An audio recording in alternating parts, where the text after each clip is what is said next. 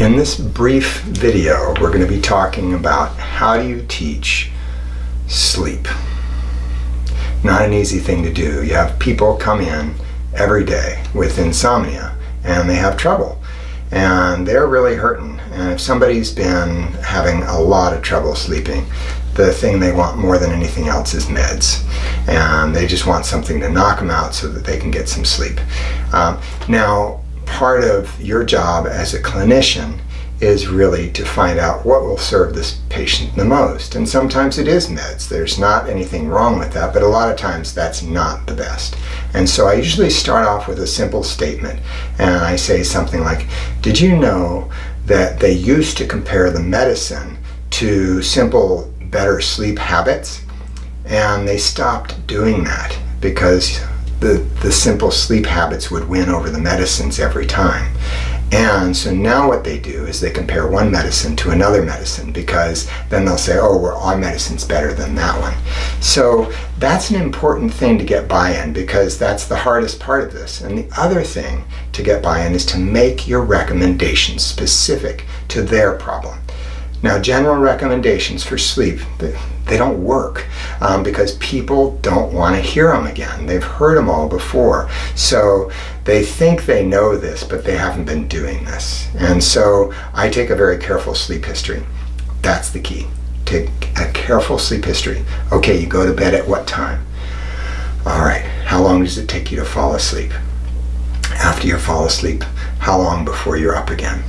You get up because of what reason? Do you get out of bed? Okay, and what do? Do you get up and go to the bathroom? Are you up because of pain? Are you up because of what is the reason that they're up? When they're going to bed, how long does it take them to fall asleep? All of those things are really critical factors, because you're listening for areas, low-hanging fruit, where their sleep architecture's off, where their sleep habits are off.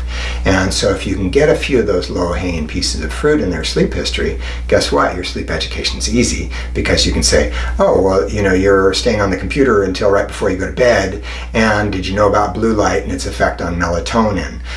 Blue light, if you look at a full charged iPad for 30 minutes right before, on full brightness before you go to bed, it'll turn off all your melatonin, so you won't actually get any melatonin secreting. Or you can say simple things like that where they're like, boom, it clicks for them. You have to have that click, or they're just going to think you're blowing them off because they came in wanting a med. That's the usual scenario. Okay, you may get somebody who's like, I really want you to teach me about sleep hygiene, but that's the exception. All right, so don't think that's going to be happening.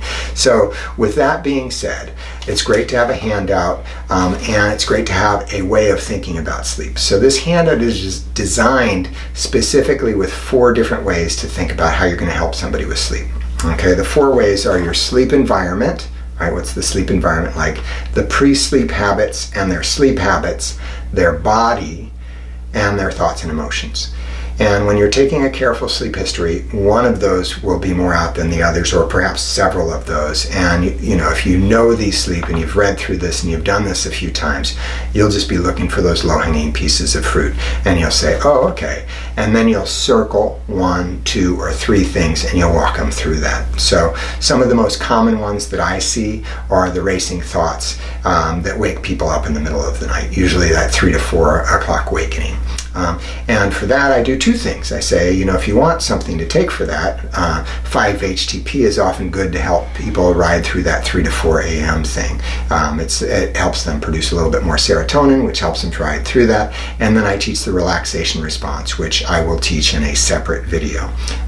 And that's a great one for them to do in the middle of the night when they're having those racing thoughts. So that's a super common one. If they're peeing, of course, then you educate them not to drink so much after, 3 or 4 hours before they go to bed.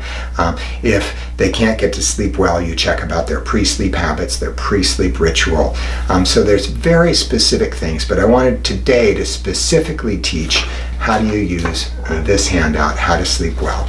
And I will include another handout linked to this video, which is the sleep history. It's actually a form you can have them fill out. I usually don't have them fill out the form, quite frankly. I usually just rip through the questions, but when you're first starting with this, it might be helpful. Or if you have to step out of the room for whatever reason, you can print that off, have them fill it out, come back, take a look at it, and run through this handout. So that's one of the most common ones that I run into. The other, of course, is the screen time, which has a simple one.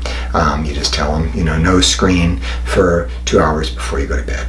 I like to call it, a sunset to your digital environment, right? A digital sunset. So that they have a digital sunset that happens a couple of hours, and they can lower the lights in their house. Some people go really extreme with this, and they'll wear those yellow blue blocker glasses. So if you have somebody that's having a lot of issues with that, they can do that. There are other things that you can do in terms of light boxes in the morning to help reset the circadian rhythm. There's an extreme measure where you can actually have people stick their head in ice water, which if they're having real issues with their circadian rhythm helps, but it's a little bit dramatic. Most of the time you can deal with the simple sleep issues on this, and then recommend things like some of the relaxing herbs, which are on the last page, natural sleep aids, and some of the glycine, 5-HTP, GABA, theanine, some of those things, magnesium, really strong chamomile tea, melatonin for shift workers or people that are having issues like residents. I commonly recommend that for residents because they have to work late part of the time and not all of the time. So those are some of the natural sleep aids. Again, really quick through that. You want to learn about these a little bit more than this, but I wanted to teach you mostly today how do you use the sleep handout. It's longish because you're going to be circling it and making it useful for that particular patient for their particular sleep issue. So feel free to email me with any questions that you have about that. I hope that you enjoy this handout, and I hope you enjoy using it with your patients, and I hope it becomes part of your routine so that this becomes one of those low-hanging pieces of fruit for you when a patient comes in with insomnia. Instead of going, ugh, you go, oh, hey, this is kind of cool. I can do this. All right, and have fun. Take care.